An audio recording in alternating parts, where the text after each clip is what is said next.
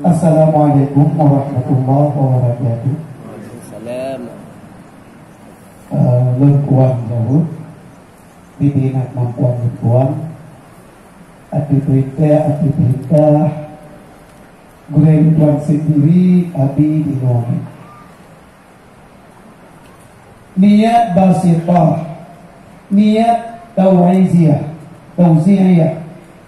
kemudian niat urfiyah dan niat kamaliyah.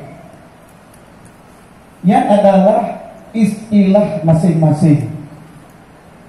Yang pada hakikatnya, hakikat niat adalah pertama muqaranah urfiyah.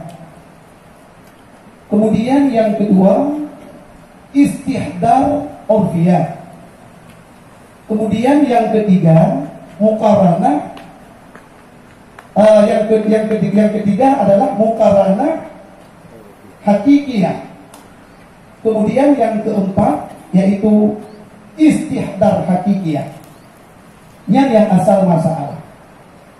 Jadi muqaranah urfiyahnya dan istihdar urfiyahnya musapat dua.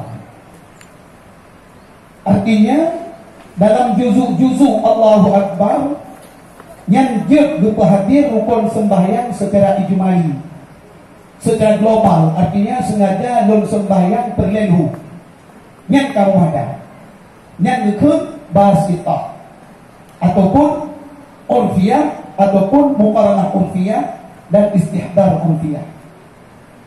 Kemudian yang kedua tauzi'iyah ataupun kamaliyah ataupun muqaranah hakikiyah dan istihdar hakikiyah.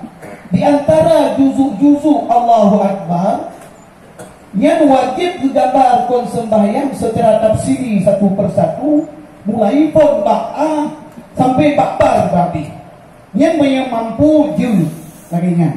Kun Imam Ghazali menyebab urut awam memada basita ataupun urfiyah, muqaranah urfiyah ataupun istihdar urfiyah digambar lam artinya secara ijmali di antara juzuk-juzuk Allah Akbar. Sengaja dong sembahyang perlai zuhur misalnya yang kata ke Imam Ghazali ba'urun awam, artinya indan awam. Bukan oleh Syekh Mujahidi makna indan awam minan adalah indan nas aliman aw awaman. Mula maden bikin dengan pula awam. Karena mana awam Imam Ghazali adalah awam secara bahasa, bohong malih, bohong biasa. Berkesimpulan basitahnya adalah nid lam artinya sembahyang secara ijmali, secara global. Menyatauzi'iyah gambar rukun helah dari A sampai B. Saban pengertian ini dengan kamaliyah. Enan yang dapat tuan sampaikan dan supaya dan lebih kurun ataupun uraian yang kedua yang mohon para abu yang nas dan terima kasih. Assalamualaikum warahmatullahi wabarakatuh.